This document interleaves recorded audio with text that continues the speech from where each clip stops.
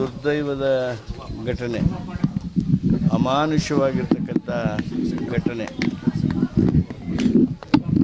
ಈಗ ತಕ್ಷಣ ಸಾರ್ವಜನಿಕರು, ಪೊಲೀಸ್ ಹಿರಿಯ ಅಧಿಕಾರಿಗಳು ಅವರು ಯಾವ ಕಡೆಯಿಂದ ಎಂಟ್ರಿ ಆಗಿದ್ದಾರೆ, ಯಾರು ಪುಣ್ಯ ಮಾಡೋದಕ್ಕೆ ಬಂದಿದ್ದಾರೆ, ಅವರು ಮೇಲಿಂದ ಬಂದಿದ್ದಾರೋ ಹೇಗೆ ಅನ್ನೋದ್ರ ಬಗ್ಗೆ ಅವೆಲ್ಲ ತನಿಖೆ ಮಾಡ್ತಾ ಇದ್ದಾರೆ. ಇಂಥ ಅಮಾನವೀಯ ಘಟನೆ ಮಾಡಿರುವ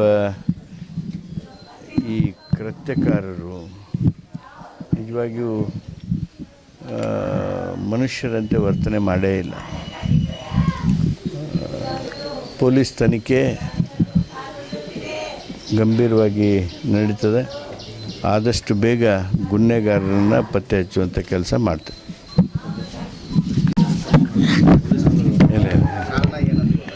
ಇಲ್ಲ, ನಾನು ಅವುಗಳ ಬಗ್ಗೆ ದೀರ್ಘವಾಗಿ ಪೊಲೀಸರ ಜೊತೆಗೆ ಚರ್ಚೆ ಮಾಡಿಲ್ಲ. ನಮ್ಮ SP ಅವರು ಸ್ಥಳದ ಮೇಲೆ ಇದ್ದಾರೆ, ನಾವು ಸಾರ್ವಜನಿಕರ ಜೊತೆಗೇ ಇದ್ದೇವೆ.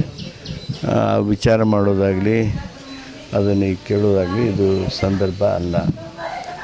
ಆದ್ದರಿಂದ ಇಷ್ಟೇ ನಾನು ನಿಮಗೆ ಹೇಳೋದಕ್ಕೆ ಬಯಸ್ತೀನಿ. ಇದನ್ನು ಗಂಭೀರವಾಗಿ ಸರ್ಕಾರ ತನಿಖೆ ಮಾಡ್ತದೆ ಹಾಗೂ ಗುನ್ನೆಗಾರರನ್ನ ಪತ್ತೆ ಹಚ್ಚೋದಕ್ಕೆ ಎಲ್ಲ ಅಗತ್ಯವಾಗಿರ್ತಕ್ಕಂಥ ಕ್ರಮ ತಗೊಳ್ತೀವಿ. ಏನು ಪತ್ತೆ ಹಚ್ಚೋದಕ್ಕೆ ಹೊಸ ಟೆಕ್ನಾಲಜಿ, ಅದು ವಿಶೇಷ ನಾಯಿಗಳು, ಮತ್ತೊಂದು ಅವು ಏನು ಬೇಕೋ ಅವೆಲ್ಲವುಗಳನ್ನು ಪಡೆದುಕೊಳ್ಳುವಂತೆ SP ಅವರಿಗೆ ನಾನು ಹೇಳ್ತೇನೆ. ಸರ್, ತಾವು ಕೂಡ ಕಾನೂನು ಸಚಿವರಿದ್ದೀರಿ.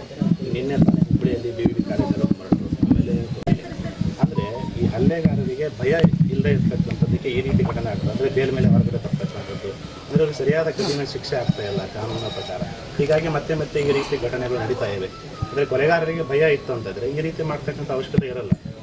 ಅಲ್ಲ, ಇವೆಲ್ಲ ವಿಕೃತ ಮನಸ್ಸುಗಳ ಕೃತ್ಯ. ಇವು ಸಮಾಜದಲ್ಲಿ ಶಾಂತಿಯನ್ನು ಕದಡುವಂಥ ಪ್ರಯತ್ನ ಇವೆಲ್ಲ. ಅವುಗಳ ಬಗ್ಗೆ ಗಂಭೀರವಾಗಿ ಕ್ರಮ ತಗೋತೀವಿ.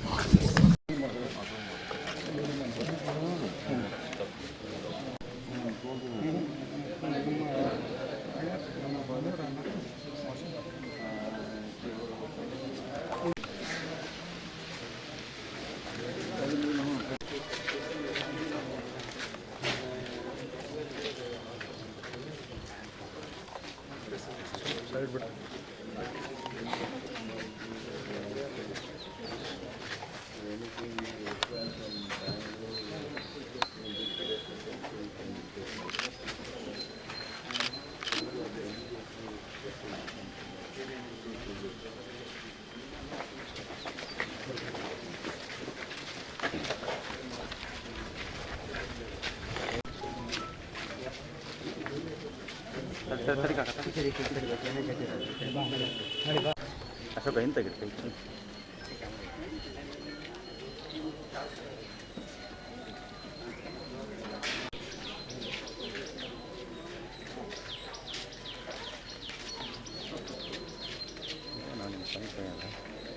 ಅಶೋಕನ